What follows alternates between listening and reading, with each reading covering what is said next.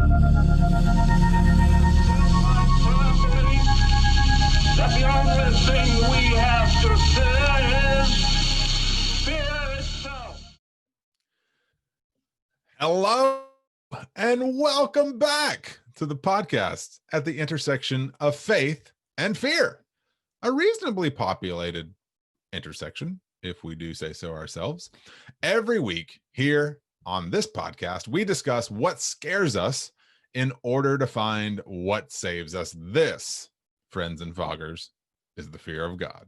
Speaking to you right now is one of your hosts, Nathan Rouse, and typically with me is fellow co-host Reed Lackey. And you know, guys, Reed was here a minute ago, but his son was clearly trying to get his attention, and I don't know if I should even share this, but I just, you know, we're all friends and whatever. He stepped away to attend to his son, but I did hear him say to him that I was wrong to raise you the way I did. Whoa, that's some heavy parenting right there. But, you know, I mean, maybe Reed's turned a corner on something. I don't know. In the meantime, while we wait for him, allow me to welcome you back to the very near end of our year-long umbrella series, that of 2020, where we have been examining 20 films of the last 20 years in the year 2020. Today, we're looking at the year 2018. I both love and loathe that we're almost done with the series, but I am, as I am often wont to do, getting ahead of myself, because here at the Fear of God, we explore. We don't explain. Except for right now when I explain that you, constant listener, can listen to the Fear of God at your nearest podcast platform. You can sometimes, on occasion, if the feeling strikes us, watch the Fear of God on YouTube, and you can browse the Fear of God on the web at thefearofgodpodcast.com, where you will find episode archives, merchandise, things like cell phone cases, t-shirts. Get yourself a t-shirt. Have you made a merch purchase in a while? It is Christmas time, and it feels like a merch purchase in order. So you can find t-shirts there. You can even get face masks. You can get pillows. Get a fog pillow. I mean, what else is there under your tree but a fog pillow? You can get Reed. Hey, buddy. Welcome back to the show. I hope we didn't, you know, some heavy duty family dynamics happening over in the Lackey house. I was wrong to raise you the way that I did. I mean, you know what I was afraid you were getting up that when you were ramping up to that. You know what I was afraid you were going to say? Afraid you were going to say, "Hey, I don't know if it's appropriate to share this, but he said he got peanut butter on his nether regions." I'm sitting there trying to tastefully dance around it. You just like penis. No. Hey, I'm just quoting the movie. I just want listeners to know what you're referring to. You're referring to a line in the movie. Do you remember that we I also love how you have low-key tried to start hijacking what I actually do with what you thought would be funny if you had done it. No, it's not the intention to do that. But you just reminded me of stuff. Like, do you remember? Were you here when we covered like the entire series of Leftovers? Were you here for that? So, you remember that? That was awesome. I think I might have been. So there's an episode. I do very much wish to do battle with you, Reed. Towards the end, when it was the most powerful man in the universe and his identical twin brother, or the most powerful man in the world and his identical twin brother, and then there's a moment where he's trying to get into the secret security vault, then he tells him, he's like, yeah, but you put your penis, and he tells him to, like, you know, that's his biometric screening, or whatever. Well, too much jovial laughter. Too much jovial laughter.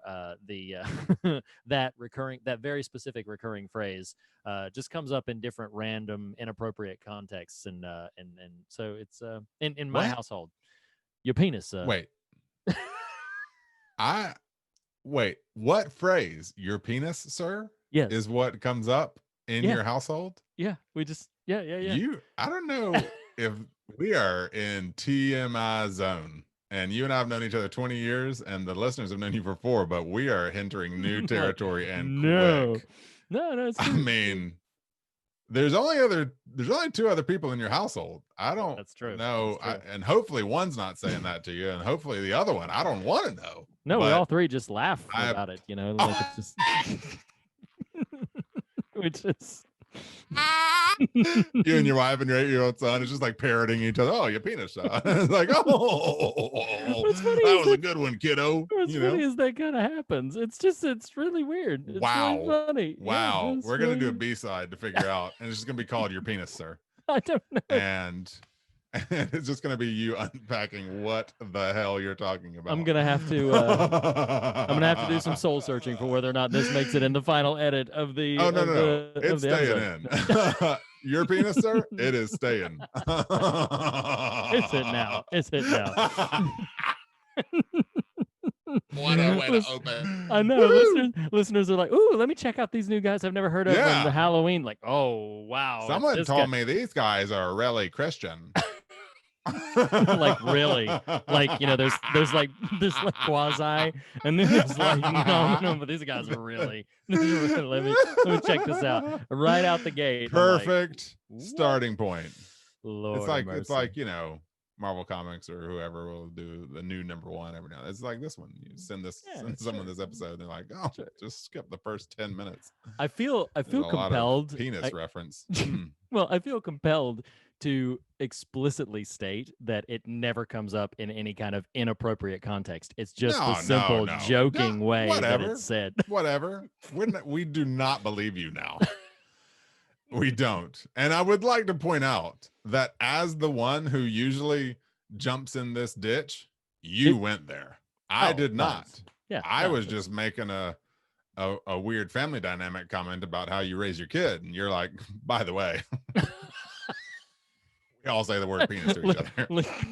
Just run around like little alien, beings, just like running around like,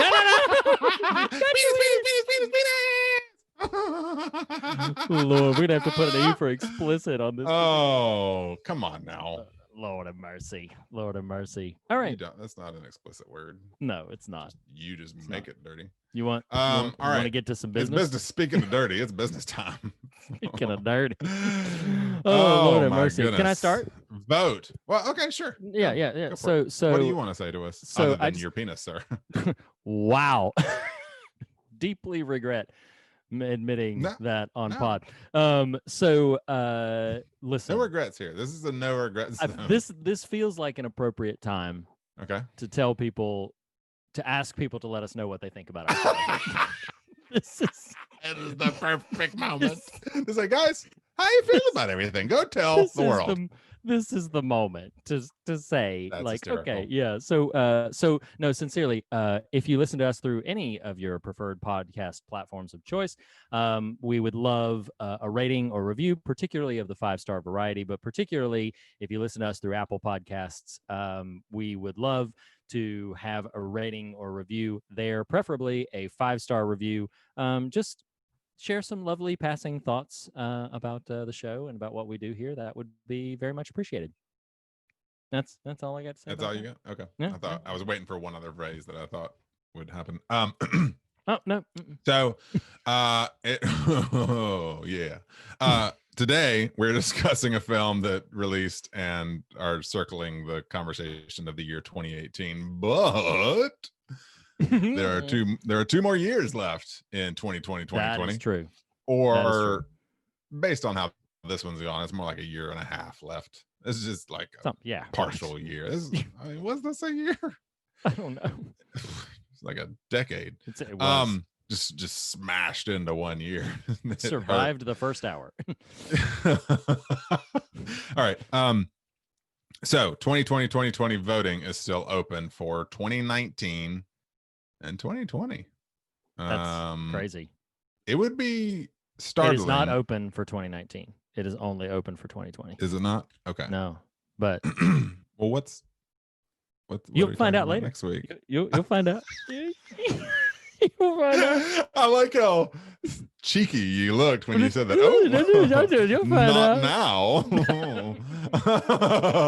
Nonetheless, go vote. There is still all the votes will be counted and tabulated and counted towards the winner of 2020's 2020 year.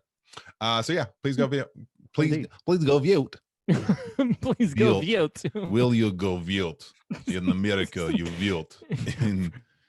In Russia, we built with quotation marks around the word. Little bunny ears. Pretty soon in America, you will be vilting too. Wow. Carry on, Reed. This is easily the bizarro episode of The Fear of God. So no, there's one more bit of business though. If you want more of this, then there's different people to interact with than just us. You can go. We've got a subset of now former listeners who are just in the group to interact with like-minded peers. We're like, Reed and Nathan, you guys are too much. Just don't chime in. Okay, we don't even listen to the show anymore. We just show up to talk to our buddies. And they do that at the Facebook, the Fear of God Facebook podcast group. So by all means, go. You can find us just a Fear of God podcast group. There are lots of wonderful conversations, most frequently revolving around, hey, isn't this wonderful, cool thing, this new trinket or collectible that got released, or has anybody seen this film? And people share their thoughts on it, and it's really wonderful. So please, by all means, go and join the Fear of God Facebook group, because we are going to be taking, in January, we're going to be taking a, albeit brief, but a definite hiatus from regular themed content. There might be a couple of surprises that pop onto the feed, as usually happens, but we will not have regular episodes released through January. So if you are going to be missing out on our wonderful conversation like you've heard for the last 10 minutes, then you will want to join the Facebook group. Yeah, indeed. So yeah, go join People the are like, Facebook. They do need a break. They need to take a break. Like, oh man, it's time. They're punch drunk. Riri. Yeah. I don't know if you know, but there's a little guest on this episode. A guest? Oh, wink, wink, wink, wink, nudge, nudge. Your penis,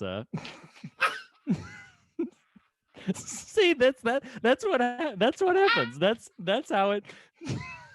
It's like I just willed it into being. I wanted to say it, but was like, nah, that's all good. I won't play that card. And then you just did it. But that's almost exactly the kind of context in which something in which it will get introduced into conversation. Right.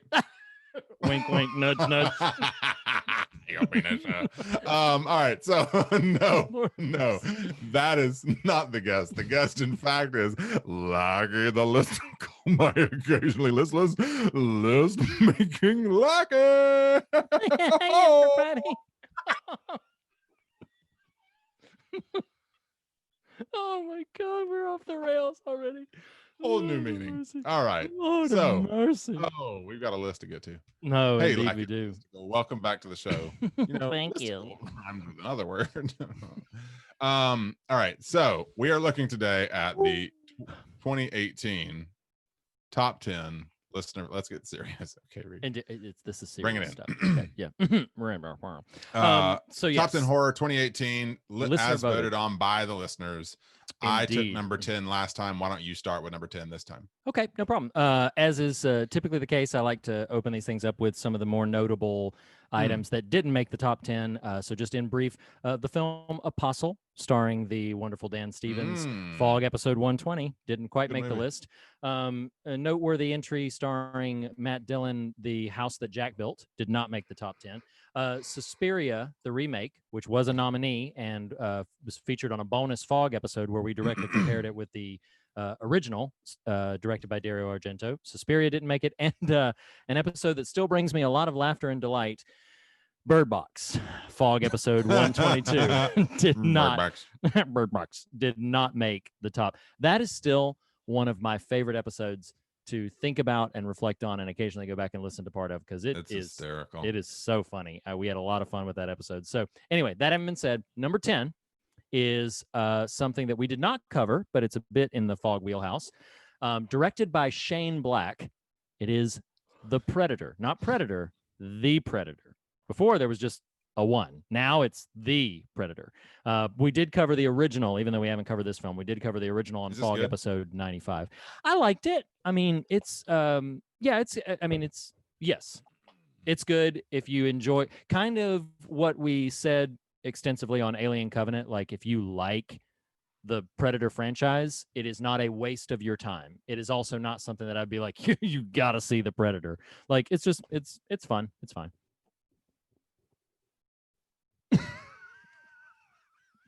No. You've just No. given me just a new non sequitur, and it just wants to burst forth like a Little chest burster. Yeah. Your face herger.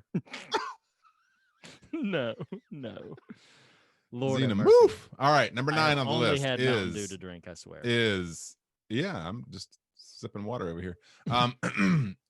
Is number 9 is Black Mirror Bandersnatch, directed by David Slade, which we featured twice on episode 124 A and B.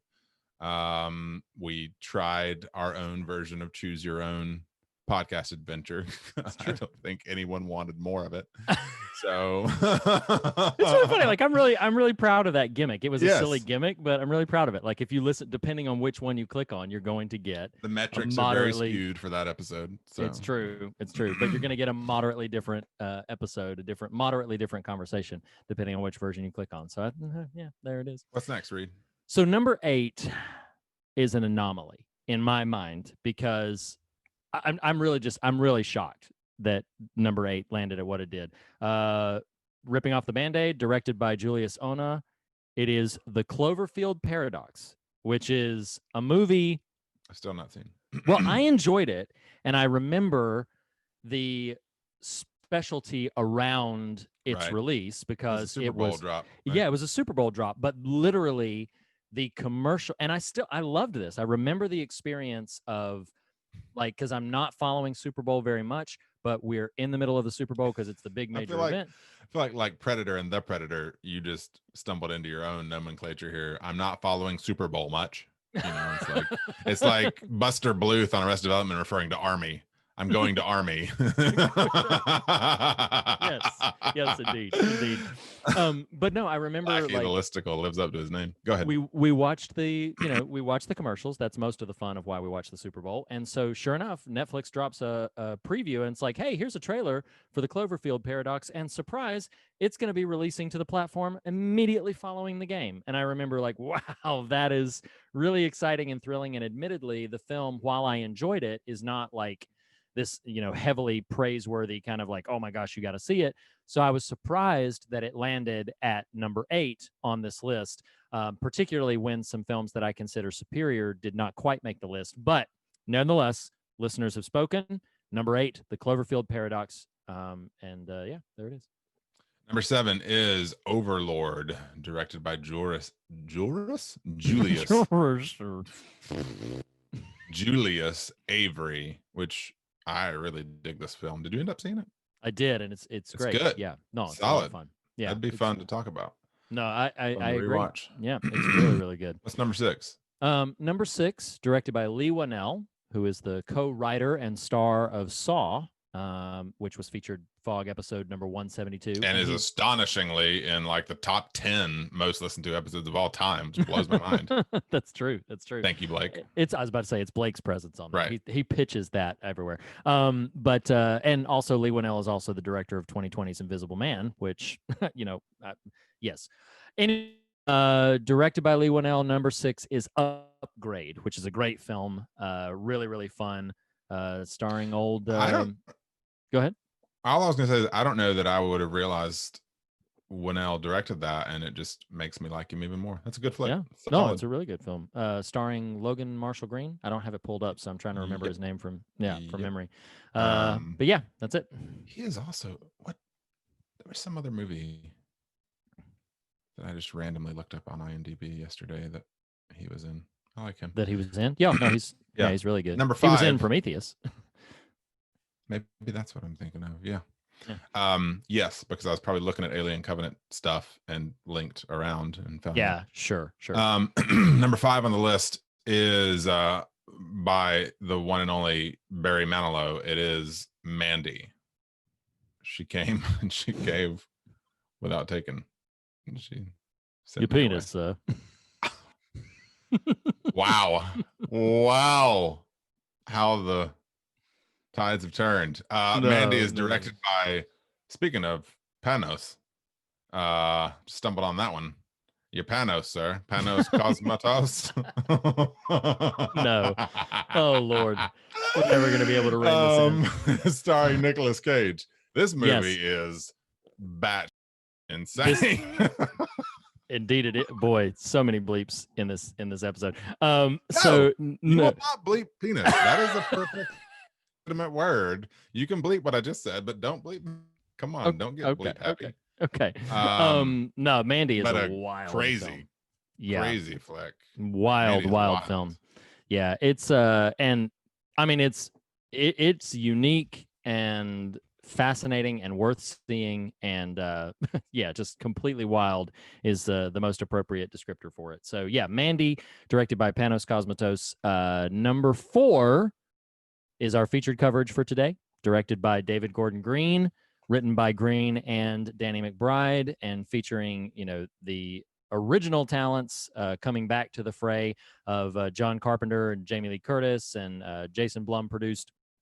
It is Halloween. We'll be talking about it extensively in a few moments. So that was your number 4. Number 3, covered on Fear of God episode 144, and I was trying to think of a decapitation joke in the moment, and I just wasn't planning for it. It is the one, the only Hereditary, directed by Ari Aster, which is just a hell of a flick. My goodness, it's incredible. That's absolutely incredible. Yeah. This is a heck of a trio here. This top 3 is just this is cinematic gold. This top 3 right here. So yes, Hereditary, directed by Ari Aster. Number 2, directed by Alex Garland, Fear of God episode 145, Annihilation, a film that I don't know if I could love it any more than I do. It's fantastic. This is interesting. Yeah. So the Endless, this is where we run into your release dates stuff. Yes, correct. Because the Endless, Hereditary, and Annihilation was our 2018 trio of coverage last year. Precisely. Yes. Okay. Yeah. Because I see the proximity of them to each other. So yeah, Annihilation, great flick, good conversation. Check it out. Number 1, just in the theater, I texted the lackey. I was like, dude, go now. Watch this. It is Fear of God episode 84, directed by John Krasinski. It is A Quiet Place. A Quiet Place. Place. Such a good flick. So wonderful. Yeah, it's an absolutely fantastic film. So while you are, that's a solid list. It is, and we've only covered now 5 of them, including today. That's right. So why don't we take a look and see what it was before? Bring on old Lackey the Historilistical while you're pulling up the 2018 box office returns. So number 10, this was a 2017 candidate, but didn't make that list. Number 10 last time around was Revenge, which is a film we both mentioned that we like. And number 9 on the 2017 list was The Endless. On 2018's historical list was The Endless, number 9. It landed in 10th place on the updated 2017 list. So yes, again, the difference in historical festival releases versus proximal, understanding. Number 8, Notorious in Off-Pod Machinations, directed by John Turteltaub, The Meg. Yes. That's fun. Yeah. Notorious because I remember how desperate you were to defeat me in watching all of the films beforehand. That was so funny because never do I do this. Watch that movie at 6 a.m. because I had the time and it was just something I was trying to do, but so hysterical about it is how you interpreted that data. We talked last week about words and the reception of them. That is a perfect example. Like, deep subconsciously, you were probably correct, but it wasn't a conscious choice. I've got to beat Reed, and this is how I'm going to do it. I'm going to get up at 6 a.m. because who the hell does that? It was just checking a box. And I remember my wife coming downstairs and be like, "What are you doing?" Like, "Oh, I'm watching the Meg." She's like, "As you do, as one does, they watch the Meg at 6 in the morning." And so I Reed woke up. wakes up 3 hours later and just sees my post, and he's like, "BTF, this ding dong." I sure enough did. I was sitting there. I was like, I saw your Facebook post. You're like watching the Meg, for crack of dawn. Sun ain't arose, but you're watching the Meg. And I'm sitting like, you son of a. Like, wow, you really are that petty that you just gotta like finish. You gotta finish this list before I do. Oh, it was funny. I was but it like, did. Lord have mercy. Destination viewing, the Meg right there. Okay, number 7.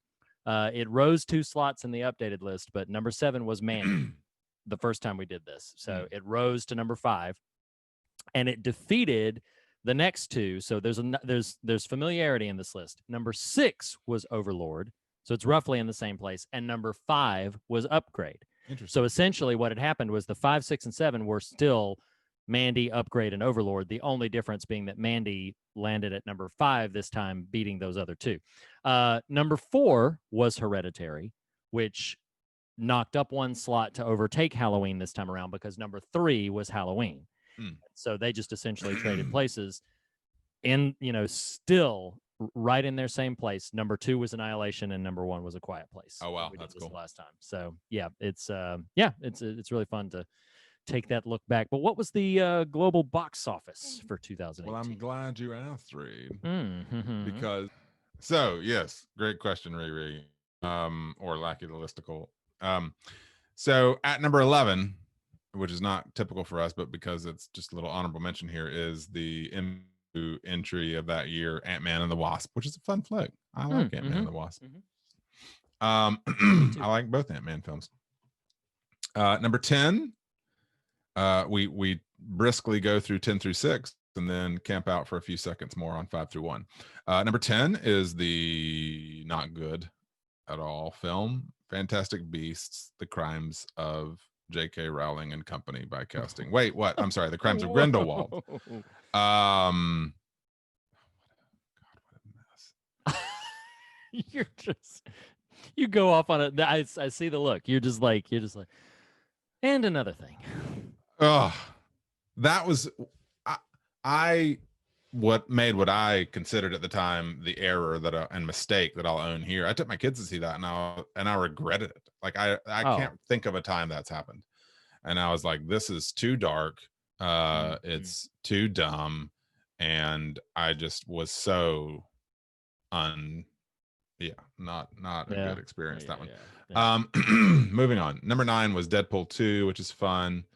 Featured one of my favorite X-Men being quite lampooned in the form of Colossus.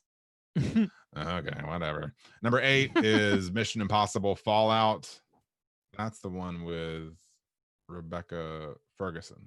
She's in a couple of them. Well, that's the most recent one with Rebecca Ferguson. The most recent, yes. The motorcycle one, yes, right? Yeah, that's the him with the broken ankle running on the building. Yeah, that's a good one. Number 7 is Venom. Did you ever watch that? I did. I liked it. Yeah. Yeah. Tom Hardy. Yeah. Yep.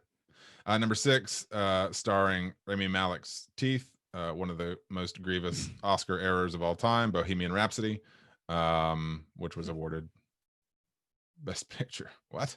Ugh.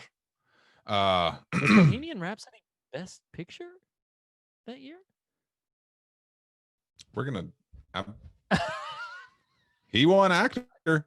It won editing, which is mind blowing. I knew he won actor. I didn't remember it winning picture, but I could be. Could be wrong. We're gonna. Nope. This is happening. Why can I not type on my phone? Best Picture 2018. Oh, that was The Shape of Water. Okay. But no. Look up Best Picture 2019. Oh, no, you're right. Uh-oh. Didn't dodge that bullet yet. Green Book. Went from bad to worse. But you know what?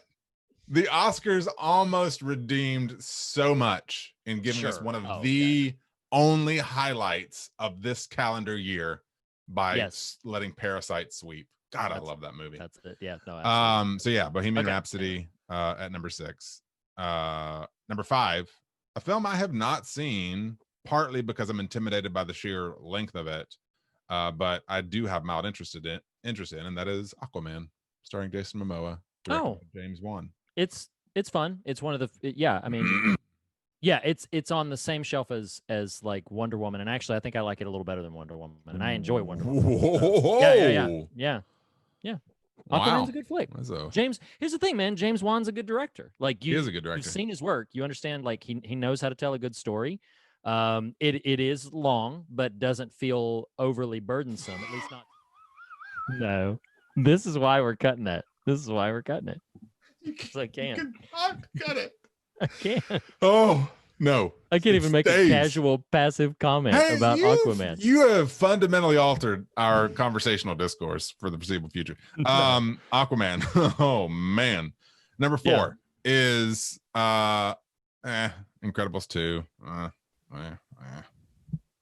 mean, sure. Yeah, whatever.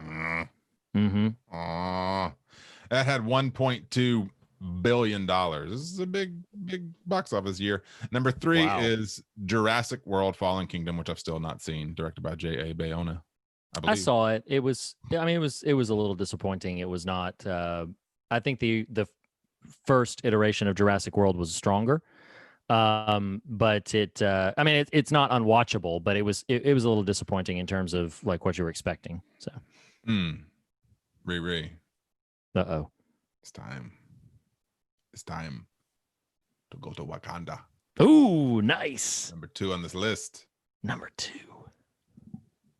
Old Chadwick Boseman. Goodness gracious, what a loss. Yeah. Black Panther. E-Bombay. $1.3.5 billion. That's awesome. That's insane. Yeah, that's awesome. That is a ton of money for that movie. Absolutely, yeah. And number 1, Reed, is mine and your mutual favorite MCU film, the one, the only, the $2 billion box office worldwide winner of 2018, The Avengers: Infinity War. That's so awesome. Gummit, what a movie. That's great. That's absolutely fantastic. All right. Well, that was we tried very hard to keep our composure through that 2020. I don't know. 2020. That's true. I don't think that's what happened. But now it is time for us to. No, you clearly didn't.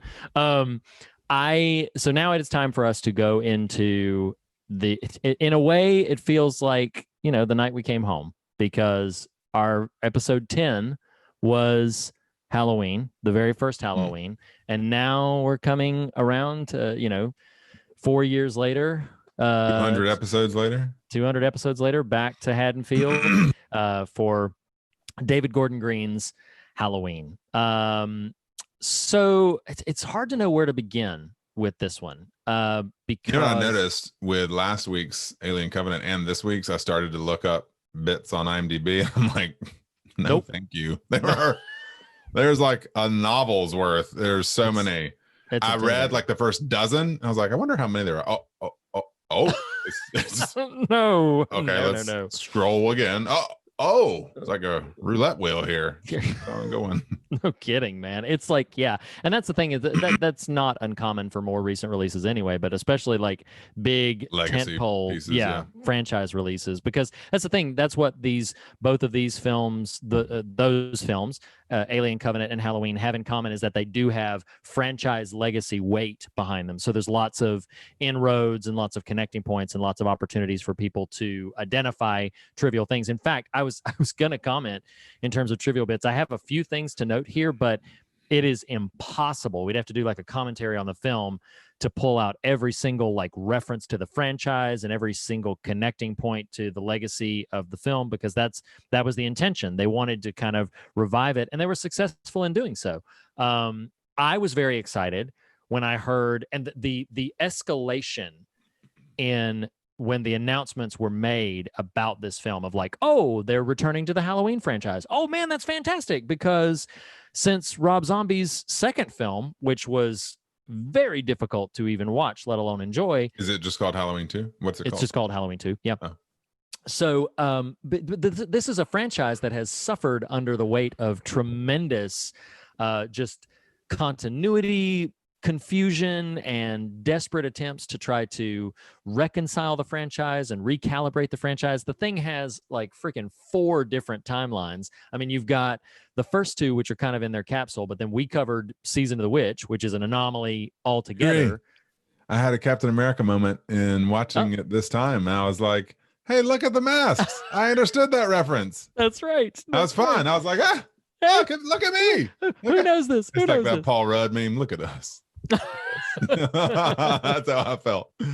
So, but yeah, it's like, and then you have 4, 5, and 6, which Halloween 4, 5, and 6 sequentially follow each other, but get more and more bogged down by the weight of the mythology that they're trying to create around.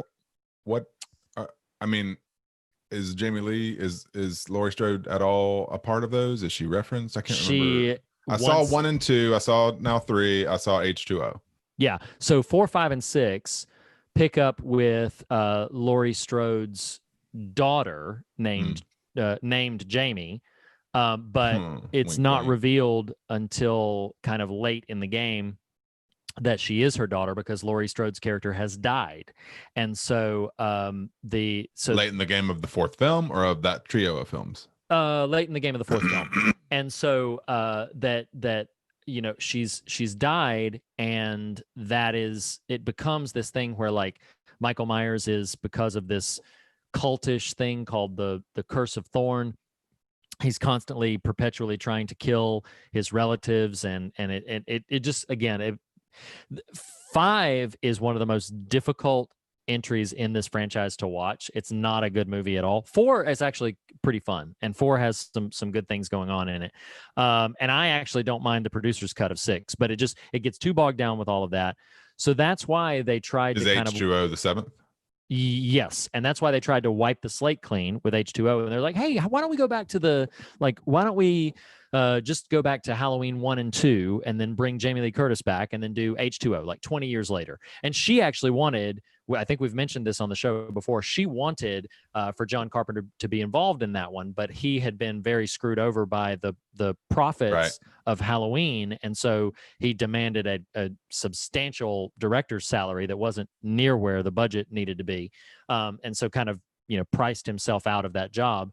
But they proceeded with it, and I enjoyed H2O. I like H2O a lot, actually.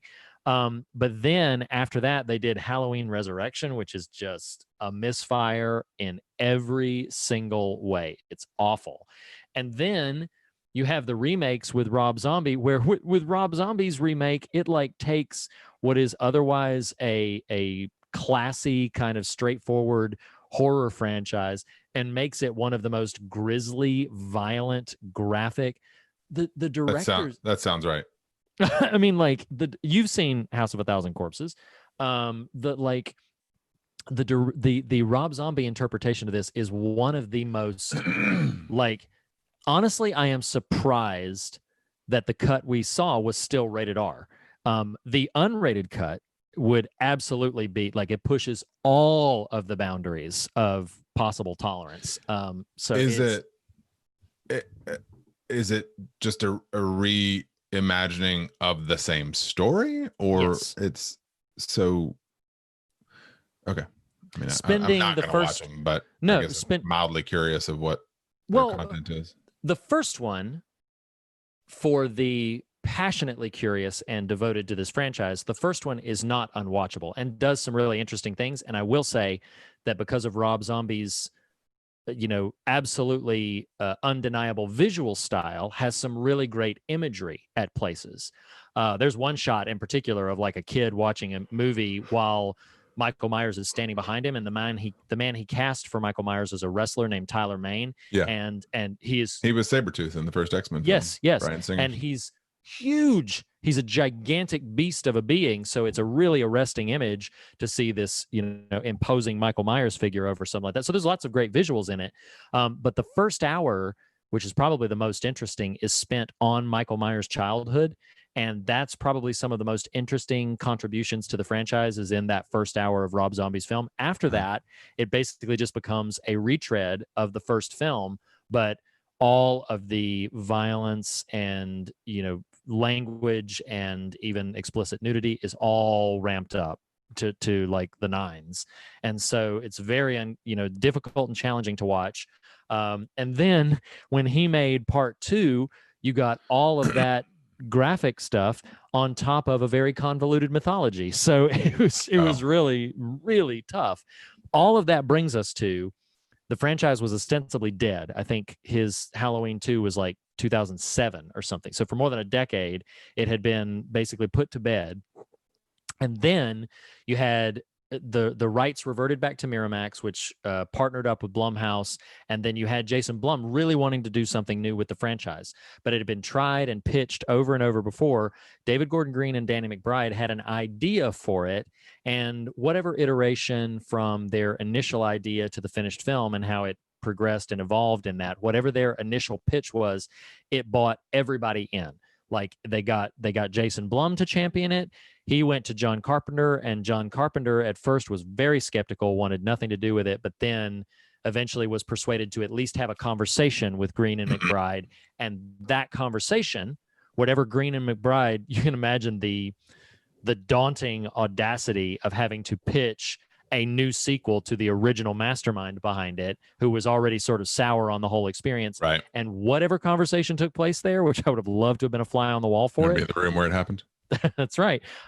Because it bought Carpenter in, and he was like, okay, yeah, I'll executive produce it. And, Jason Blum had been like, look, you don't like all these other sequels. Why don't you, we want to give you a voice and give you some influence in it, in making it good and making it strong again. So anyway, that all proceeded. I got super excited about that. Then they announced that Jamie Lee Curtis was back, and then just piece after piece of additional announcement. I got super excited. I remember you maybe in, fog back and forth of the Facebook group. I remember the initial press photo, and maybe it was Jamie Lee on set or something. Yeah, like in character. I remember that circulating and you getting really excited about it. Oh, I didn't quite have the connection thrilled to it. So I have to I don't know if you managed in the absolute War and Peace level text of like IMDb trivia. No. There's just a couple that I wanted to point out. So I did think it was interesting, and just a little bit of fog crossover. Jamie Lee Curtis was largely influenced to give the script a reading by Jake my Gyllenhaal. boy. Yep, Jake Gyllenhaal, because they're close friends. Mysterio. Yep, she calls him her unofficial godson, and he had praised the experience of working with David Gordon Green on the film Stronger, and said, Green was one of the strongest directors he'd ever worked with, and so that convinced Jamie Lee Curtis to at least read the script. And she had said in interviews that she knew she was going to say yes on page 4. Now, I don't know what happened on page 4. I'm assuming it's that opening interview with the podcasters, but she said she knew on page 4 that she was going to say yes to this, because this was something kind of different and something she was very excited by. I liked the idea that Allison was a really sought after role by a lot of high profile actors, but Green and McBride wanted to go back to kind of the spirit of the original, and they wanted to cast a relative unknown in that role, which I thought was kind of cool. I did write down, you already mentioned the Silver Shamrock masks. I think it's really cool. It was the highest box office of any installment in the Halloween franchise for its opening weekend. It was also the biggest horror film opening with a female lead, and the biggest opening weekend for a film of any genre with a female lead over 55. So lots of lots of noteworthy highly records. specific, very specific accolades. In this really, really fine-tuned niche. It's the Halloween. biggest box office weekend for a female lead over 55 whose initials are JLC, and directed by DGG. Right. So anyway, the last thing I just wanted to mention was that in crafting the original film, they originally proposed to do 2 back-to-back films. And I think, as the apocryphal information would have it, that McBride was the one who was like, why don't we just keep it to 1 and learn our lessons from this story?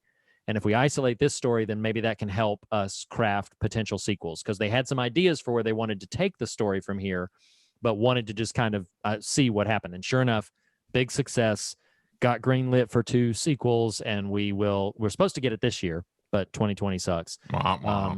Yeah. So But next year, what does excite me about that is at least it wasn't this did great, let's make another one and bigger and more. Right, At least they had the groundwork for what could have been an immediate follow-up. I mean, there's even already a teaser for that. yes, film. yes, and the fact that was there footage or was it just audio? there's footage. Yeah, no, there's a scene. Okay. So the scene that was released, if you don't want to know anything about Halloween Kills, then maybe skip the next like 2 minutes. But the scene that was released, which is awesome, because this film ends with Laurie and Karen and Allison on the back of the truck driving away.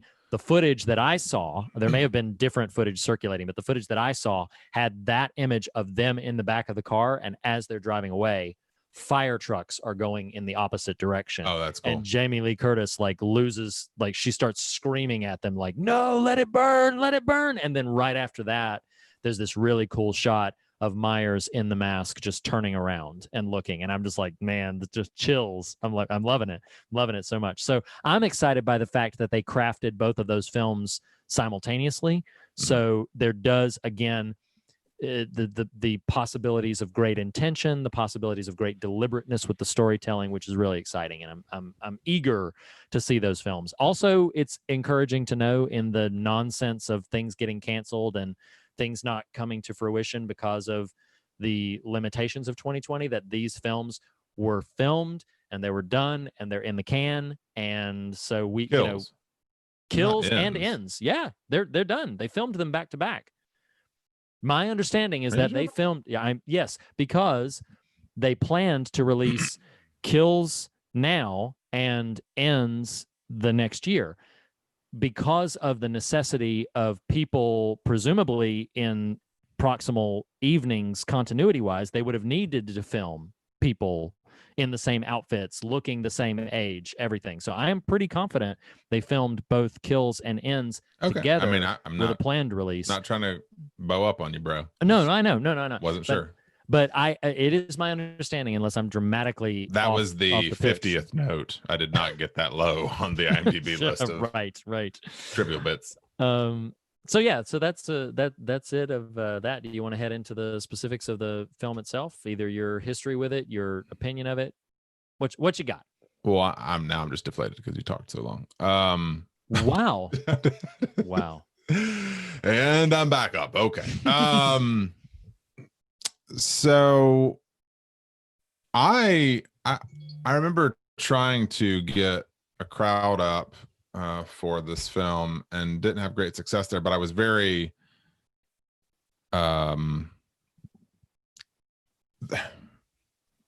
there's the quiet places of my movie-going history, but a movie like that is very much in that action thriller wheelhouse, a la Jurassic Park or something like it. Sure. This is the first tentpole horror franchise that has released in my cognizance. There hasn't been another Friday the 13th or Nightmare on Elm Street, these major character franchises since I've been paying attention to them. So whether it was your enthusiasm or what, I don't remember exactly, but I went pretty jazzed. I'm like, this is cool. I'm kind of curious to check this out. And I don't know if you remember this. I remember where I was when I texted you, and I got out of that movie and I texted you and said, I loved that. Yeah. Oh, absolutely. Yeah. And I don't like, for pure horror, which I would categorize this as, like last week we split hairs on Alien, like what, Alien Covenant, what that is versus other entries in the franchise. There are few, pure horror films that I would look at and say, I love that movie and I would happily watch it multiple times. And this is one of those. Like even in rewatching it this time, I was like, God, this is good. Fun. Yeah. Love it. Whatever was in the air of them crafting this, and me, like I just shared with you and everybody, like I get grandfathered in on a lot of this stuff. I've seen Halloween. I like Halloween. I don't love it. I think it's good and enjoyable and worth watching. Are you there? I am here. I want you to finish your thought, and I have something Okay. interesting to point out to you. Let me make a quick note. 50, 47, 50, 45. So, I like the original entry. I think here some people will hear this as, oh, you ain't fat, you ain't fat. But I think I enjoy Halloween 2 a little more than Halloween 1. There's just a little more happening in it. If that makes sense. There's a little more story. I don't really care for Season of the Witch. I don't remember enough about H2O, so clearly it didn't have a major impact. Sure. But yeah. to have that sort of feeling about it, I like the Michael Myers idea more than I do Freddy, and I don't have enough familiarity with Jason to have much of an opinion there. So all that to say, it wasn't like I went in ready to fall in love with this film. Sure. Right. But I understand. That opening scene into the title credits is fantastic. Yeah. It is fantastic. It is so it is a gut punch. The visuals of that set design are fantastic.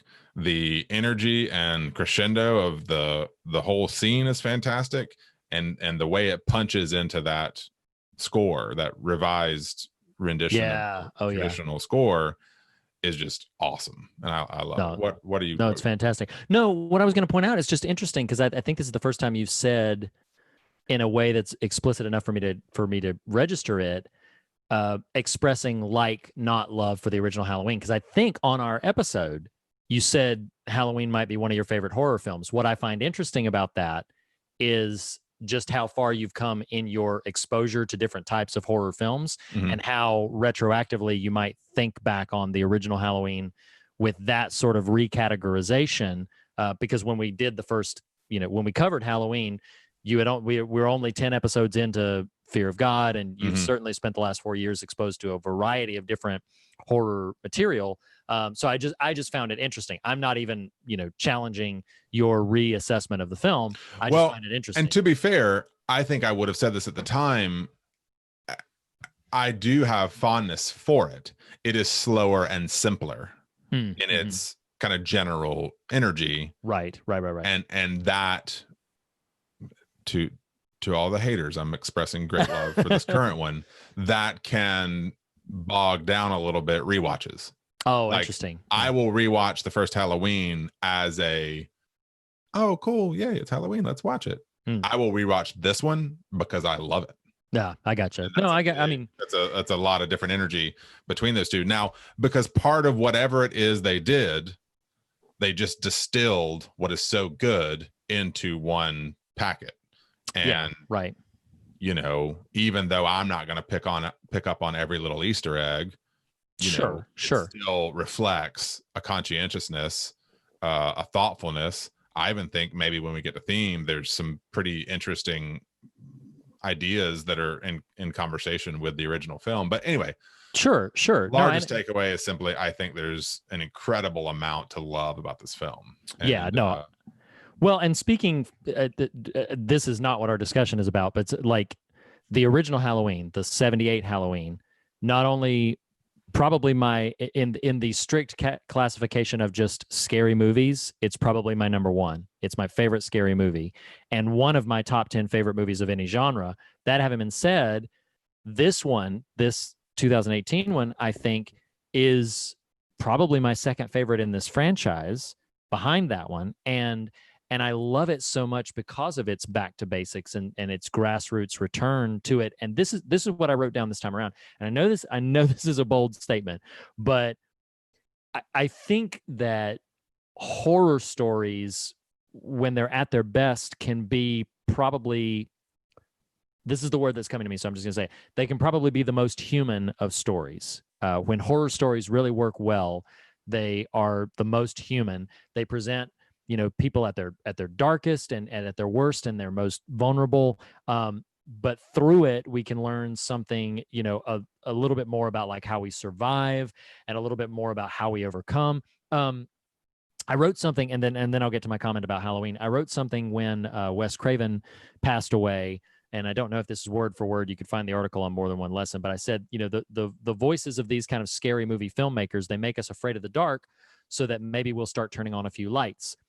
And that's part of what I love so much about it, and what I love about this iteration is this finally, for the first time in any of the other sequels, realized that the Halloween franchise was as much about not the franchise, that what made the first film work so much was as much Laurie Strode as it was Michael Myers. And yes, I know we had Halloween H2O, but Halloween H2O is very much still centered around Michael Myers. Yes, Laurie Strode is in it. Jamie Lee Curtis is great. I think. I can't remember. Does H2O still lean on their siblings? Yes. Convention? Okay. Yes. She's directly related in that. And in that light, it's still very much about Michael. What I love about this film is I think it is as much and probably more so about Laurie than it is about Michael. Yeah, it's about trauma and exactly the choices you've made in light of the trauma you've experienced. Now, I'm sorry if I'm cutting you off, but I'm just following where we go. One thing that did occur to me this time, that there's two things I would say if you were like, hey, find some stuff that you could criticize is too negative word, that I would critique. One of which is so I don't forget them, I'll just tell you what they are. One is, I didn't on first take love the Certain, whatever his name is, pivot. Sure. It's a little jarring when it happens, just because anyway, it feels the most conventional choice in what is a pretty, you know, kind of unconventional exercise. The other thing is, I thought about this watching it this time. Does I don't care, but is the verisimilitude of Laurie's trauma diminished by the fact that this new iteration ignores everything since one? In other words, 40 years ago, this really bad thing happened to you. Mm-hmm. We import onto it the knowledge of the legacy of this film franchise to the shoulders of Laurie Strode. But if you're saying 40 years ago this thing happened, it was traumatizing and traumatic and terrible, but that's a long time. And sure. And so does it, if I were forced to quibble, I might say it's a little unbelievable that the degree of trauma is still as active and present as it is. But again, that's I don't care enough to dig in there. It's just something that occurred to me in the watching of it.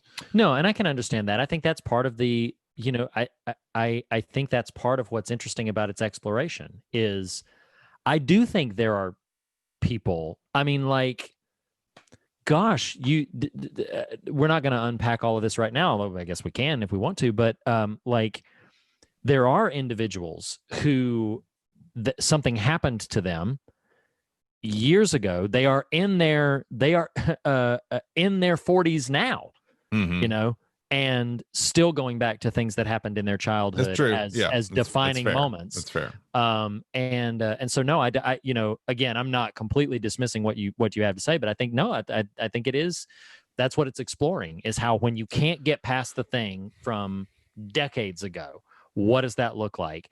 And how do you pass that? How does that influence how you contextualize the world for generations to come, which I think is something that's very much on this film's mind, is the tri-generation. Like you've got, you know, Laurie and then Karen, and then you have Allison, and all three of them, I think, are vital to understanding how this film works together on its own merits. Yes, and to your point about the demographics of success for the box office of this film, this is a very feminist film. Like watching it this time around, I was like, this is pretty cool that they really center this trio of characters, and it's about, their generational trauma and inherited trauma and overcoming that in a uniquely feminine capacity, and that's pretty cool. Absolutely. Lately, I don't know if you've noticed this, lately we have a tendency, because sometimes they aren't that loaded with gravity, to skirt our likes, dislikes in favor of just jumping to scares and themes. I don't want to do that this time, because there's a lot to just friggin' love in this movie. Sure. And so I've already referenced, you feel free to throw in if you want to say anything else about the initial hospital sequence and the opening credits. But little Billy Elliot, Lumpy, come on. Sweet kid. That's a great kid. I like old Lumpy, and I'm really sad to see him go in the first reel That Ain't Right of the film. I know. But I was shocked when Myers killed him, because he'd never killed a child before. So I was shocked. And actually, that is one thing I actively, again, I've been very effusive thus far, and so nothing would change that. For what clearly is a choice for him not to assault, attack, kill the baby. Right. And what is clearly a choice to have Julian exit the scene. Mm-hmm.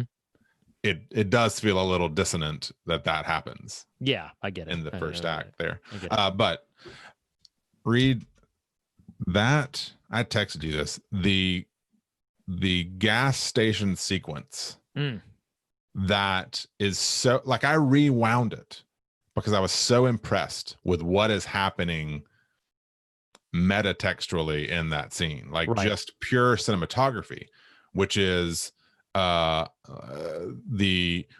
background, the mechanic is followed by Michael. Yes. Do you catch that? Yeah. Well, he's fuzzy. He's out of focus. Yeah. Right. Yeah. He follows him. You hear, but it's off screen. You would not know this is a thing unless you're just putting together all the pieces of the story they're telling behind the story. Right. Which is your visual focus. The foreground is the gentleman podcaster guy. But you hear in the background a crowbar clang to the ground. Yes. Because he is now assaulting the mechanic. Mm-hmm. You see her walk away from the desk. In the background, you see him pummeling the dude. Right. Yep. Mm-hmm. That all culminates in this very harrowing and horrific sequence in the actual stall area that I want to come back to, but that builds to one of the most badass sequences in just about any daggum movie I've seen, horror otherwise, culminating in him retrieving the mask and that score. Yes. It's so awesome. Yeah, it's so absolutely. awesome. Yeah. Come on. Back me up.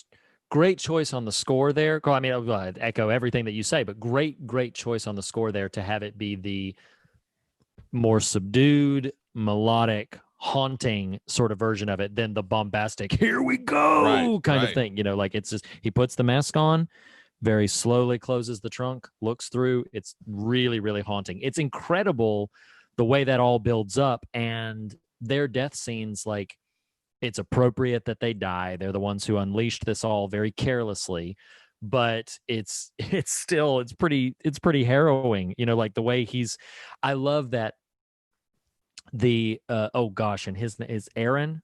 Is he Aaron? That he's not only alive, but like cognizant of what's happening.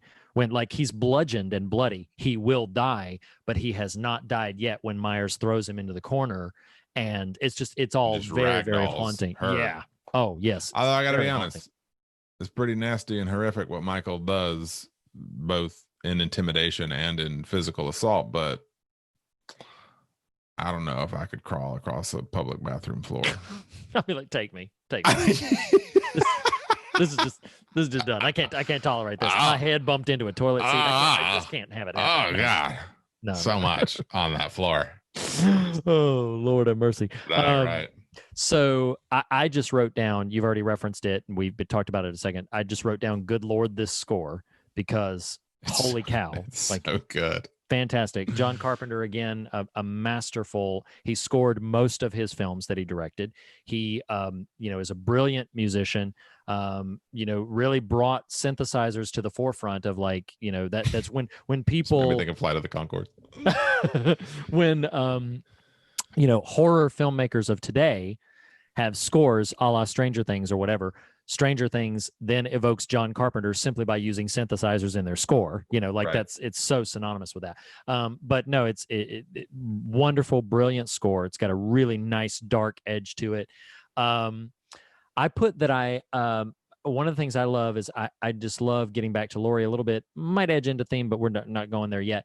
I love that her position is complex. She is simultaneously fragile and strong. Sure. She is not one note. She's confused and yet remarkably insightful. She is desperate and yet has some pretty strong instincts as well. She she is a basket case but self-aware. You know, like her presentation, buffeted by Jamie Lee Curtis's actual embracing of it and characterization of it, is really, really strong. She's a very well-rounded character, and I really love in the dinner scene, she says, "I saw him, the shape."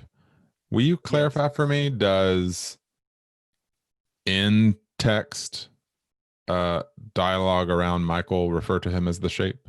I think this might be the first time, and I've seen all of the films, so a real trivia head like a Beckley or somebody else might call me out on this, but I think he has been credited as the shape in that. every I know. film. The first film credited him as Michael Myers. Every other sequel credited him as the shape. He's credited again as Michael Myers in this time around, but I don't believe that a character in film has referred to him as the shape prior to that scene. I could be wrong, but I think that's the first time. You know, kind of like you talking to the air. I know there's been a few other films like this that I've probably even referenced that we've watched. Pontypool kind of comes to mind. Very different, but similar thing I'm about to describe.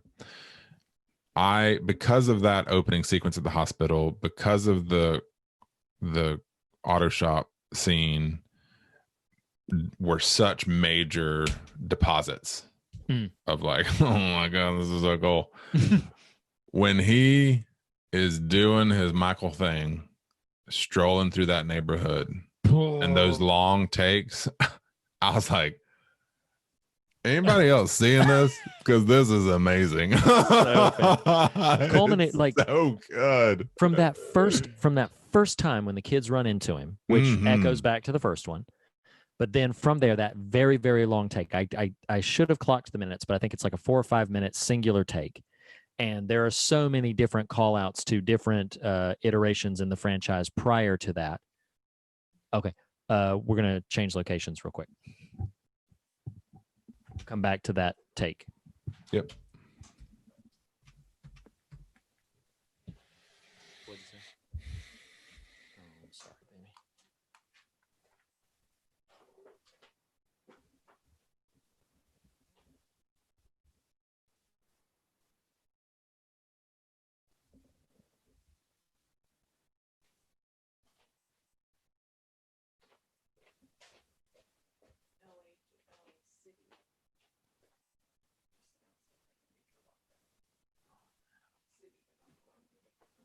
It doesn't completely follow suit, but yeah, I'm worried about that.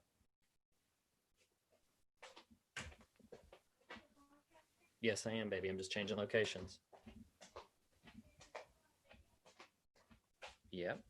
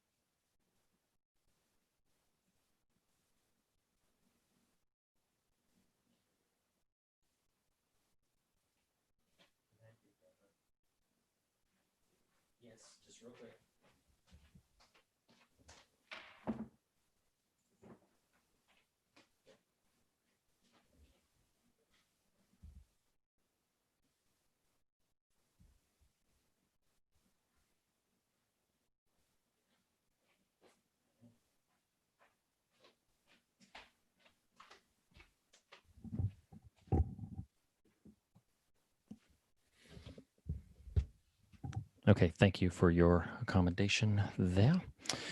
All right. Let me get it. Right. Oh, let me get my drink. Okay. Okay, so do you recall specifically what I was saying? I know it was about that long tracking shot, but let me take it back from the moment the kids bump into him. So check him out. Audacity. Audacity is back on track with the right volume level. Okay.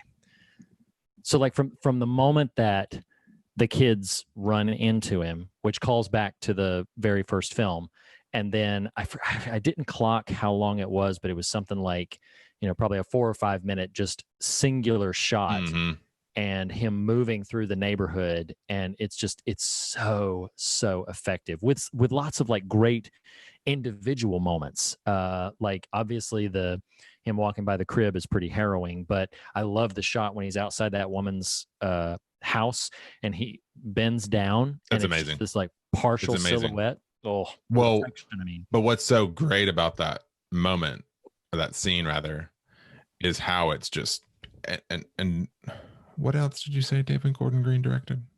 Stronger. Well, and he's directed a bunch of like stoner comedies like The Sitter and Pineapple Express and whatever. But the film that Jake Gyllenhaal had recommended was the film Stronger, which I haven't seen. But so this is it for me for him. But it's so well constructed, that scene that you're referencing when the face is reflected in the glass, and then he walks to the right off camera, but it's still in frame of that house. You see him walk down the alley, still in frame. The woman comes to the front. He comes in the house behind her and just offs her right there. Wild. Just some really, really effective film craft in that run. And, you loosely referenced this, and I did earlier, like, my man may be the personification of existential evil, the very shape of inhumanity given form, but your boy has a code, and that code is don't kill babies. Don't kill babies. Nope, don't do it. Thought I had a code, but turns out I might have been wrong. Is DCEU Superman. Let's just do it. What? Huh? Wow. No. I know. No, I know. Oh, I just lost so many people. Like, politics and Superman. They stuck with us with the rampant references to what? The rampant references to to what?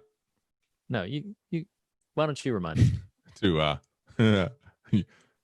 your penis, sir. So yeah, he's got a code, and it includes don't kill babies. I love Julian and Vicky. I love them. They're great. Yeah. He's hysterical. It was great.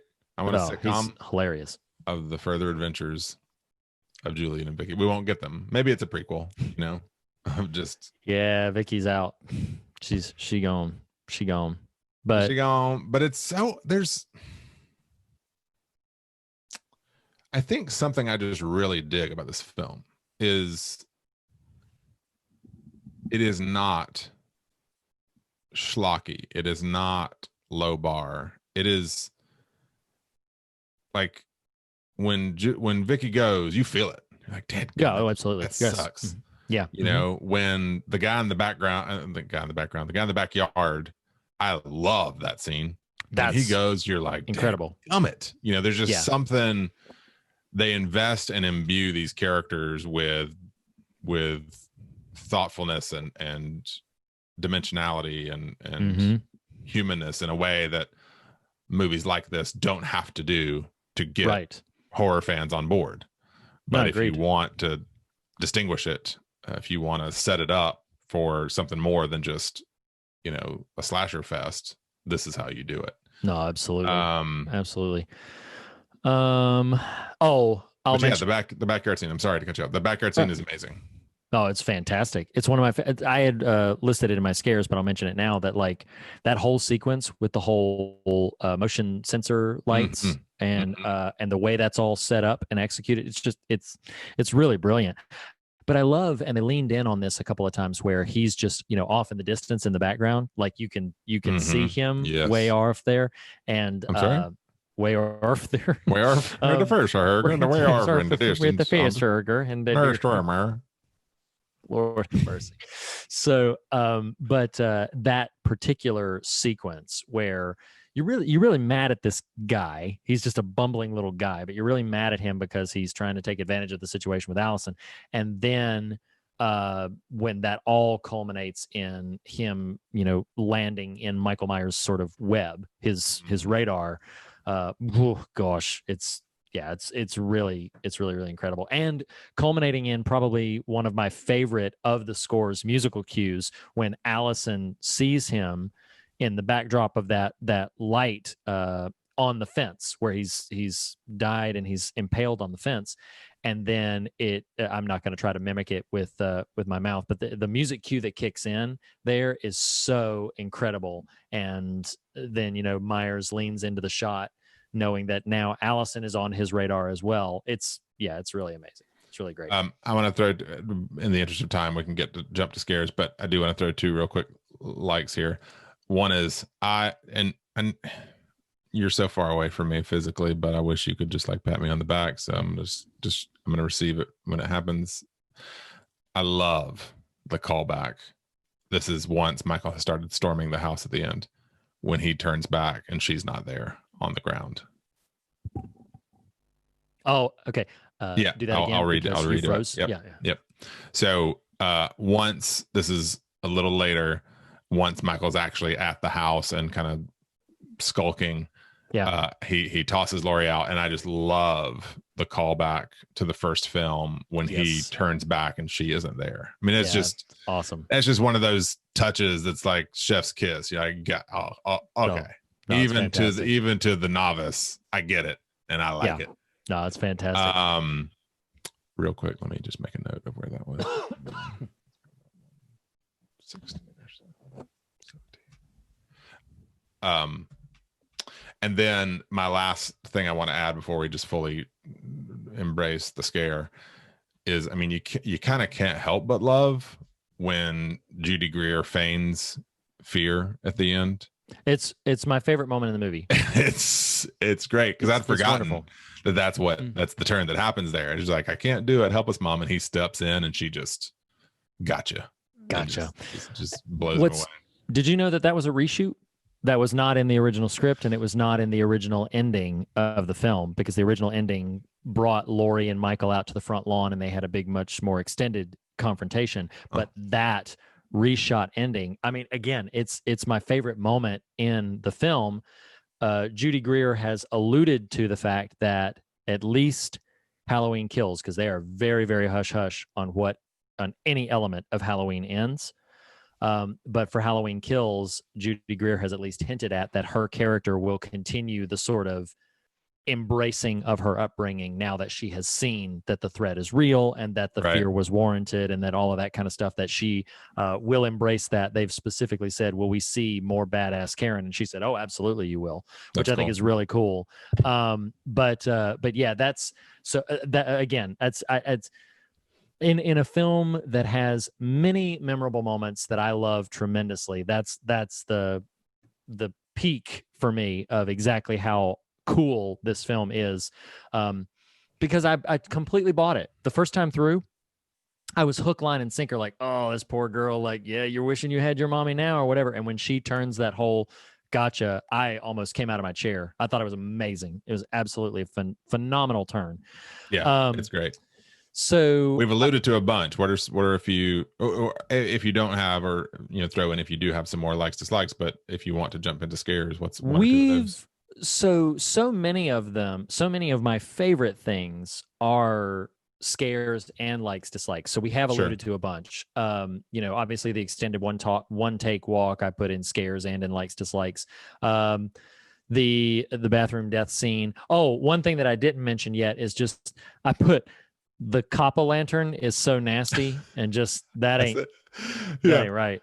I said it sucks about the dad getting got, but the cop's flashlight in the decapitated other cop's head kill is kind of just Michael showing off. That's it, absolutely. They at the hospital, they were able to have an hour a week of internet time, and he has been on Pinterest doing some research, and he's just like, Pinterest. okay, I'm just going to test this one out now, guys. What do y'all think? Oh, look, Anybody? Can I everybody get say some this? honest feedback here? Because I think I nailed it. You know. The only thing about that is like one of the cops, he's just like, you done, and like stabs him in the top of the head. Sure. Right? But that cop, he took No, he is the time. He's Like like, that was, you know what? I've been looking for an opportunity to test this one out. I've got a few minutes between takes. So y'all go on. I've got some time. So it's just, oh my gosh. But I will say, like, once it gets, God, I love Laurie so much. Once it gets to the house and it's Laurie versus Michael, because we had that little tease where she's like pursuing him in the town and fires at him and, you know, clips him in the neck and whatever. But once we get to here in the house and it's like, okay, this is the fight you've been waiting for. It's incredible. Like, I will throw real quick before it fully at the house, make room for my patient is pretty messed up.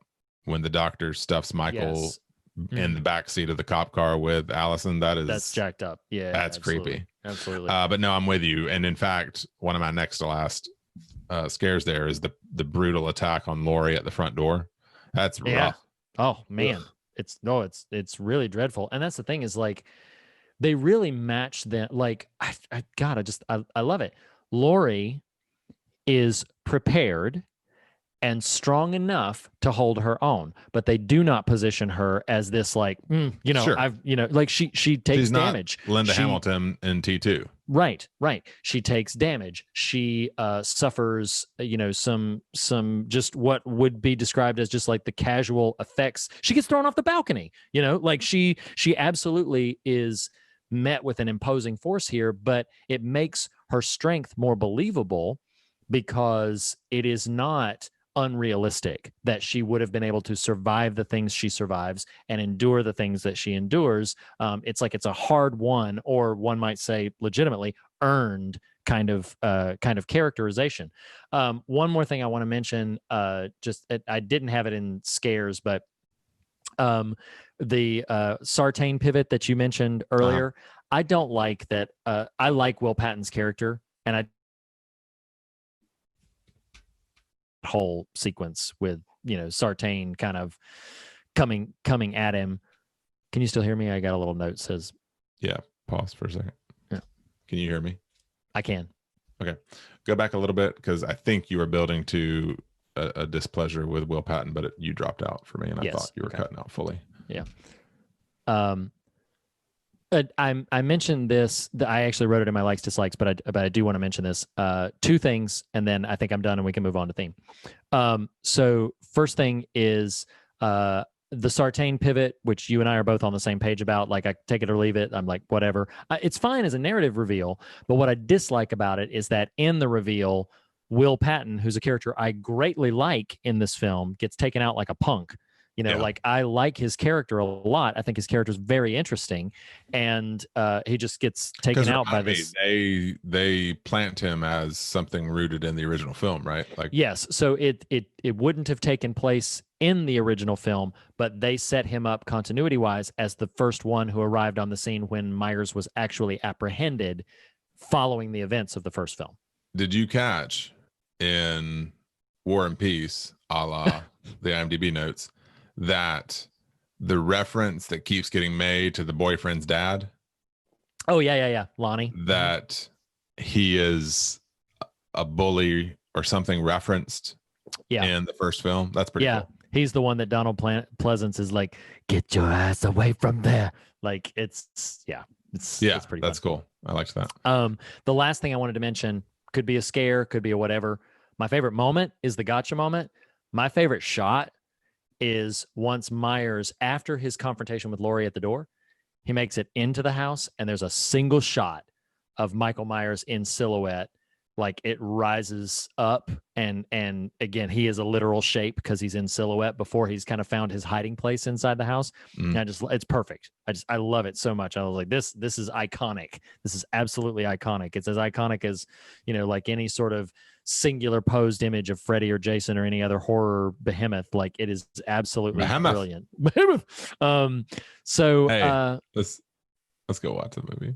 I love this movie. I would watch it again right now. It's so cozy and comfortable. Like, I enjoy it. It's that kind of thing. This is why people don't like people like us. Like, what are you talking about? You're so weird. So stressful for me.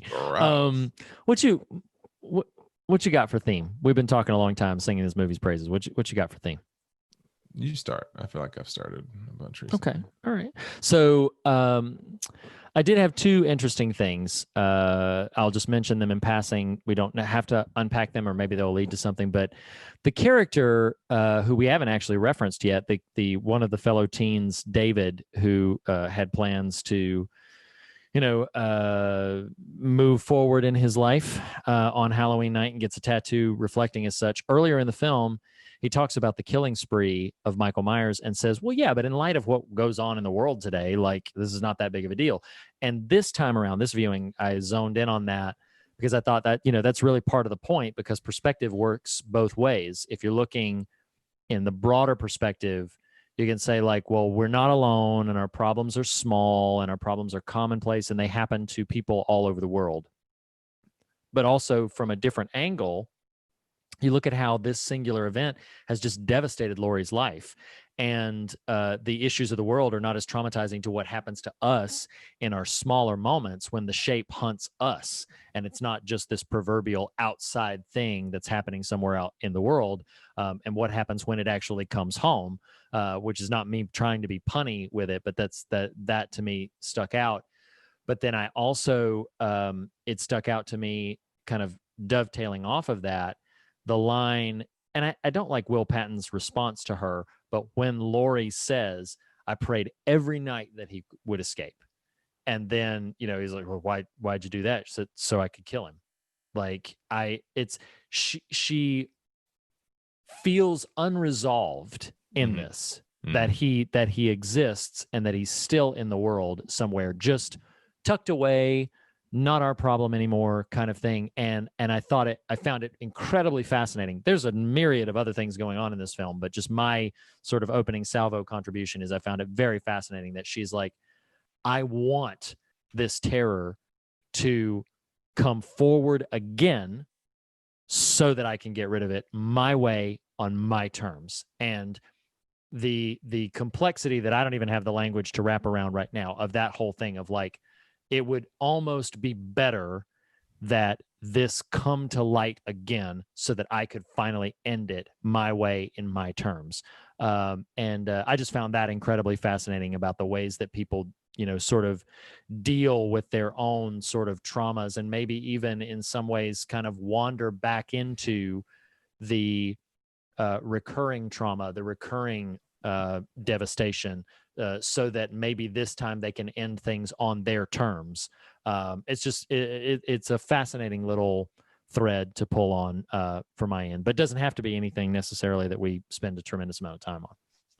No, I mean, I think the movie clearly is just by virtue of the character of Laurie Strode and who she is and what she's experienced as we've observed the character's life. The film is very much interested in trauma, how, if, when it does or doesn't get resolved, how that trauma in its lack of resolution impacts those immediately around us. And I want to come at a different angle to that too, because something that really, the first time I saw the film, struck me as an interesting thread it tied, or a ribbon it tied on with the first film, but that this time through feels a little more present, and why I would say there's an interesting of this film alone, who knows literally what's happening in the next film, but of this particular movie, the thing that kind of jumps out at me is about, again, in slight and odd concert with last week's conversation about vulnerability and specifically a word that jumped out at me with watching this was neighborliness. And if you haven't listened to our Strangers conversation or watch Strangers the movie, go watch it, go listen to that conversation. It's all about the stranger and the neighbor and this idea. And what struck me the first time watching this movie as just, oh, that's cool, look at what they did, this folding, but that became something more meaningful this time around to me was when Allison, in fleeing the discovery of Michael and her friend murdered in the backyard. No, it's when she's fleeing the cop car, I think. Oh, yes. Yeah. Running into the woods. Yes. Well, preceding that, something that's very deliberate in the first film that you and I talk about in our conversation 4 years ago is the turning away of Laurie when she is seeking help. Right. Mm-hmm. By these neighbors. She's like, she's screaming, she's pounding on doors. People are turning off their lights. Right. Mm-hmm. And not welcoming her. Right. Because what's interesting to me about the first film, and you sort of propped up a little bit of these thoughts a minute ago with referencing that guy, was it David? Is that his name? His commentary of, well, come on, there's bigger things in the world that are happening now. Why Halloween, the first film, was so monumental in its reception is about, much like the film It Follows, about the infiltration of safe suburban spaces of terror, horror, violence, right? Right. And in the face of that, in that first film, people retreat and recede even further. Right. Oh my God, in the face of this person screaming and yelling at my front door who's being traumatized and actively violence is being perpetrated against her, we're going to turn off the porch light. Right. Yeah. The flip side of that is this film feels like it's opening up to help and aid and vulnerability. Because what happens to Allison as she is fleeing, whichever, I can't remember exactly sequentially, but she's literally running down a street, goes to a house. People, it is a direct echo of Laurie's experience in the first film. People come to the door. Now, there's not a lot of screen time spent with that interaction, but it is clear they assist. Yes, absolutely. Mm-hmm. So you got that. You've got this bridging of bonds between Laurie, Judy Greer, what's her name? Karen. What a Karen. Laurie, Karen, and Allie, this sort of bridge that's happening between the three of them that's forming in real time in the narrative of this film. Yeah. That then is met at the very end when they're trying to get away. I mean, it's so random, Reed. Like, this is why, to me, there's something more thoughtful going on than just puzzle pieces to a story. Right. It's so random that there's this truck coming down the road at the end. Right. Unless it's not. Because what is the dialogue there? They run out and Allie says, help us. And they are helped. Mm-hmm. And so to me, there's just something really direct and even a little on the nose about, last week with Alien Covenant, we unpacked this idea of the perfect, the exceptional, right, the elevated, but still, for lack of a better way to put it, the real, the human in our midst, like sure, right, how those things get manifest in a person. I think there's something really important and significant about the fact, maybe, that even in this movie, for the first time, by your recollection, they refer to Michael Myers as the Shape. This is a thing that is otherworldly in its embodiment of wickedness and evil. Right. I.e., we can sort of name it enemy and violence because it exists outside of human interaction and dynamic. Right. We can view this as an other that needs to have some sort of quelling. Does that make sense? Yes, of course. Yeah. Thus, we kind of cheer and enjoy when our heroes come against that versus, a human form. So all I'm trying to establish here is what's fascinating to me about this iteration of Halloween is it's saying we band together in our vulnerability. We ask for help from those who are near in effort to vanquish and come against that which is other and power and principality made flesh. Does that make sense at all? No, it absolutely does. No, it absolutely. So it's just, I don't know, just I don't have a final conclusive statement there other than just that really sung out to me this time around. This, she knocks on the door, is given help. She literally has the dialogue, the scripted line, help us, and they are offered support and help. It's the final line of the film. Right. And the last image of the film is the three of them having been helped, now together as a unit for the first time ever. Yes. Right. I don't know. That's really powerful. No, I completely agree. And it's that you describe in that unpacking the bond that is developed between the three of them, which I had mentioned earlier. That is, part of the meat and potatoes of the film is this generational. It's not just the trauma that Laurie experienced, although I had said earlier and meant it that they do a really smart thing in making this film even more so about Laurie as they do about Michael. But then it's this conversation of how you do pass along in successful and failure ways, pass along information about trauma to generations after you.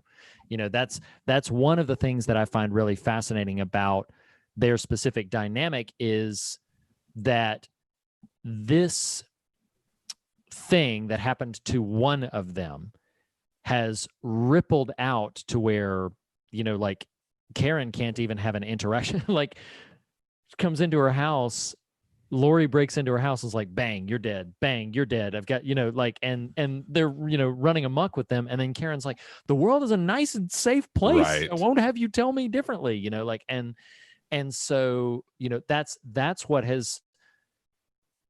that's how it's manifested in their life. And then that carried down to not quite a complete reversal, because obviously the trauma didn't happen to her, but Allison then rejecting some of her mom's utter rejection. But it all culminates when the threat has become real and has become embodied, how that did bind them together, that right. and not bind them together in like an oppressive way, but just like that this is our common cause. Yep. Now they, from the moment, Laurie at the end, happy Halloween, Michael, and then all three of them are joining into the throng of sort of like working together to vanquish him and cast him down into the trap and do away with him, and there's so much that could be explored. Don't know that we necessarily need to, about the whole, no, it's not a cage, it's a trap, like it's a trap. Of the ways in which we can recontextualize the things that we once viewed as bondage to be escaped, now maybe in a different version of the path of including and forgiving, viewing it's like, oh no, that is now the means by which I will overcome this substantive threat that has come back into our life. And it's fascinating to me that Laurie is validated in the way that she is. Like, she's no longer, once this comes, that scene in the basement where she's, this is precision and stopping power, or accuracy and stopping power. This is tactical, this is, and so she says almost under her breath, she's like, he's waited for this night. I've waited for him. Like and it's almost a passing line, kind of in some ways a clumsy line, but it's like, yeah, it's all come to this, and she's no longer completely fragile and broken. She is very, for lack of a better way of putting it, I keep coming back to, she is validated, and the empowering nature. I'm sorry, can I throw in there? Yeah. Because Please. something that I think is important, and I made a joke about it at the top of the episode, is there's validation, yes, but she does also come to a new enlightenment when she says to Karen, I was wrong. Yes. To have raised you this way. Yes. Like that doesn't strike me. You weren't saying this, I'm just running with it, but that doesn't strike me as blithe pacification of Karen. Sure. Right. If anything, it's, you know what? The trauma, she is recognizing the effects of her trauma. Mm-hmm. Mm-hmm. And understanding that it is now through the shared energy of their efforts that this is going to happen, if it's going to happen at all. So I've been resisting saying this because we're having a conversation about theme right now, and this next comment could be sort of, pushing us back into the trivial and the speculative or whatever. But I read an interview that Jamie Lee Curtis had done where she talked about Halloween Kills. We don't have Halloween Kills right now. We'll get it in a year, God willing. And it is the kind of thing that we will see at that point. But Jamie Lee Curtis teased, she said, well, the next place it goes is now that Michael has killed multiple people in the town, what happens when that trauma has infected a community? Interesting. And that's so cool. that's going to be, and she said that is a consideration on the mind of Halloween Kills of, what happens when that then spreads out, and that trauma is not just a person and generational, but now that trauma has ripple affected to multiple places twice now throughout the rest of the community. And, so pivoting it back That's into cool. what we're talking about is it is this whole thing where trauma will either drive you into self-imposed or forced isolation, or could be, when shared and when bonded together to try to mutually overcome it and mutually carry it together and combat it and confront it together, might be, it is. I'm going to say two things. The first thing, so that I can get ahead of it, I don't want anybody to hurt ever. I don't want trauma to be a thing. I don't want anybody to ever suffer at the hands of anything. I don't want anybody to have to sit in, therapy sessions and experience the kinds of things that would drive you to brokenness and fragility and everything like that. Don't want any of that to happen. But it does happen and has happened. And so the second thing I would say is, I don't want our trauma to have the final word on our story. Mm-hmm.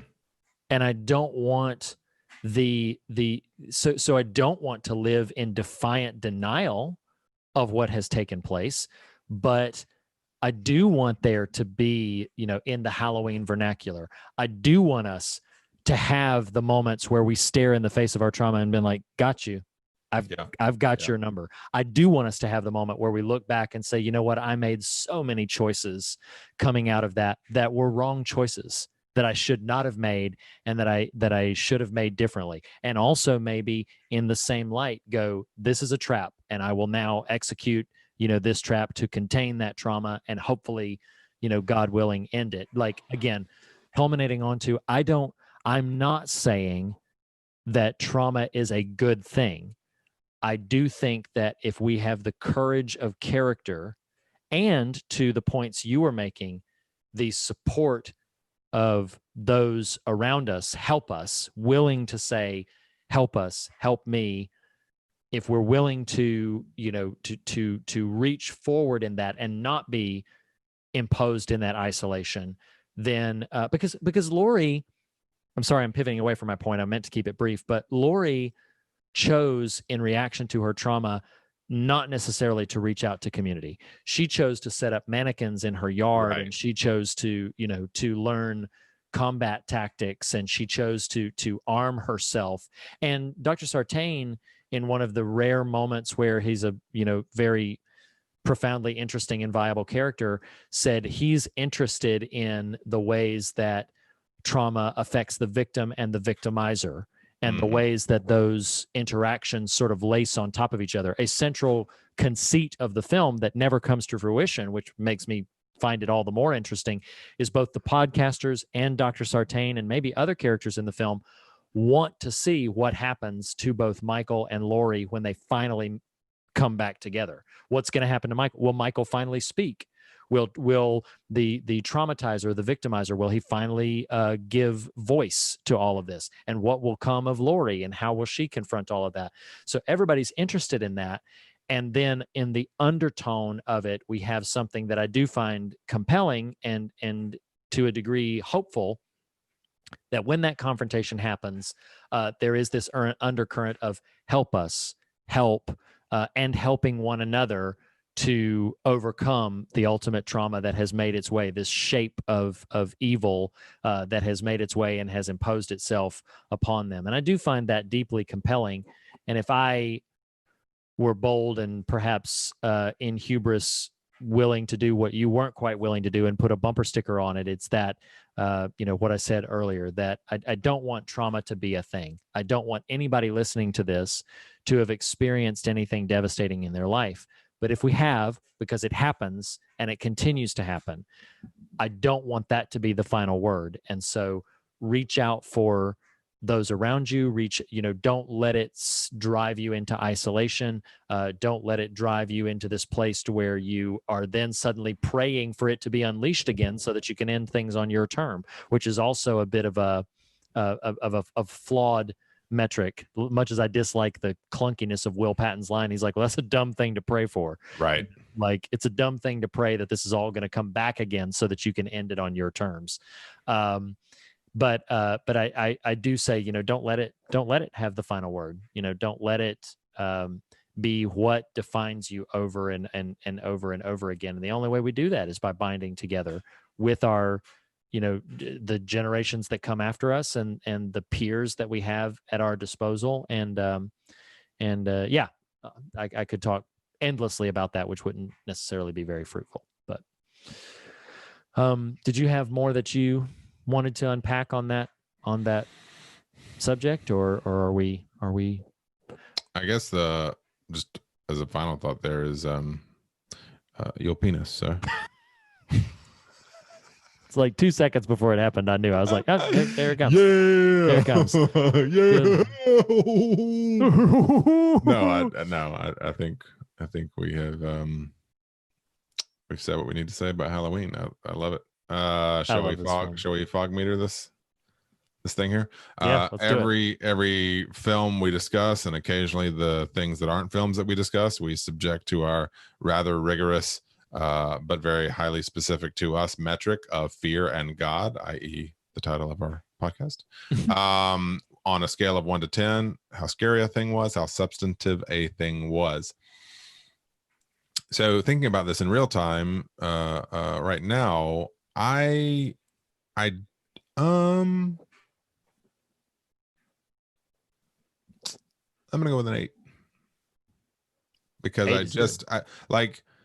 we referenced last week, and this is kind of cool that these two films, which are very larded with legacy films, one that sort of buckles under the weight of its legacy, I think, right, and is more or less just a slightly above average action thriller, and one that rises to the occasion.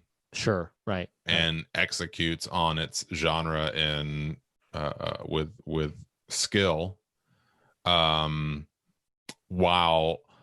the watching of the film is energizing and thus not necessarily horrifying or whatever, the set pieces, how well executed some of the horror aspects are, greatly elevate for me what could be just a popcorn right scary movie. No, so I'm gonna go with an 8. So what's funny is we don't pre-think these fog meters, and when when it came to it, I said, like, what do I want this to be, and what do I think feels appropriate? And 8 was the number I landed on as well. For fear measurement specifically, is just, I feel like it is the kind of scary that is accessible. It is violent. It is more violent than some of the earlier entries, the Rob Zombie versions notwithstanding. But is like the right kind of scary, that it is fun, and it also gives you the chills and the jumps and everything like that. So 8 for me as well. And on the God meter, it's tough because I kind of, my affection for it risks me being too unobjective to assessing like how much theme is there, but I really do think there's some very interesting things in the character dynamics, in the relationships, in the way they have honed in and substantiated Laurie's character further on. So I'm going to give it an 8 for that as well. Hey.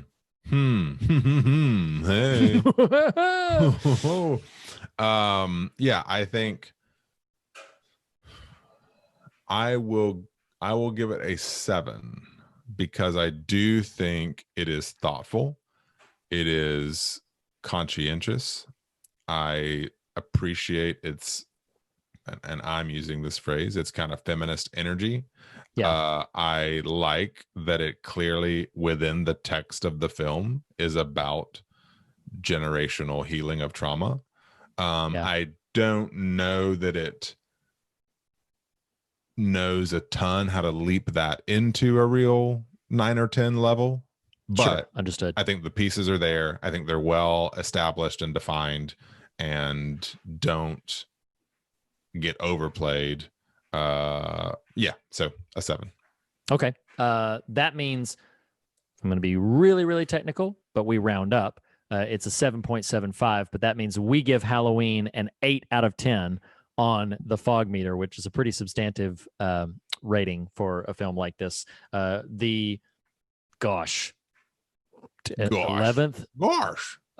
12th, 13th. God, I don't even know. It's 11th, I think, in the overall franchise world. But at this point, it's just the second. It's just the second. Just you can throw all those others out. But shocking no one. Do you recommend Halloween? Unequivocally. I love it. Might queue up a scene or two before I go to bed tonight. It's so great. It's so great. I love it. I love it. I recommend it. It is my second favorite Halloween installment. I have seen the film now since I saw it in the theater, saw it when it was released, watched it this most recent Halloween, just me and my wife queuing it up again, and watched it for the pod again. So I've seen it 4 times in its completion and watched scenes from it here and there multiple times beyond that. It's incredibly accessible. I love it tremendously and cannot recommend it highly enough. I think it's fantastic. I think it is great to just, I think it's great to queue up even if you're not that familiar with the franchise, because it's just fun. It's a really good scary film, and even if you haven't seen the first one, though the first one kind of enhances everything that you're seeing, I think it would be accessible even to anybody. They do a good job of setting the stage of it regardless. So high recommendation. And that puts 2018 edition of 2020 2020 we in got the books. 2 episodes left in the year. Just two more. I can't believe we're here. So we worked hard. We worked hard to make this calendar fit. You did. It's true. And I just said, does it fit? And you're like, yes. Thank you. I appreciate that. Yeah. So next week, again, this is the same thing that happened with Alien Covenant, though it's not a big sequel. Next week, we're going to be going to 2019. And obviously, we've covered quite a bit of 2019 already. But is that obvious? I don't know. None of us are looking at the list. You know the list. I know the list. I have the power. But we are going to a film that I don't know when or if we would have covered it otherwise, which is one of the most fun things about this series and the listener influenced content. So directed by Alexandra Aja, who we almost covered on the show with Haute Tension, but we are going to the 2019 film, not Creep, but Crawl.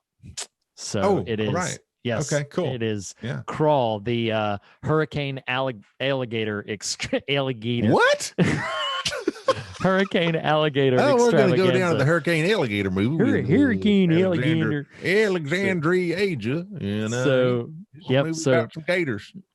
So yes, so we are going to crawl next week, and you have a You very have very to before limited you can walk. It's true. It's true. Definitely before you run. You have a very limited window of time before you we close the voting for 2020. So if you want to influence what makes the top 10, please go to the website, fearofgodpodcast.com, vote on your favorite horror films of 2020. And as we say on every episode, the fear of God is the beginning of wisdom, but not the end of the conversation. And in that spirit, we encourage you to fear nothing else and be on your way rejoicing. Nathan, thank Amen. you so much Thank you, Riri, for chatting with me about Halloween. I love it. I feel like this Halloween film is like the summation of my fear of God experience and my relationship to you. My experience of this film, it's just like it's wonderful. Hits those notes. That delights me. I'm grateful. Awesome. Yeah. Well, ladies and gentlemen, we will see you next week. Thank you very much. See you guys.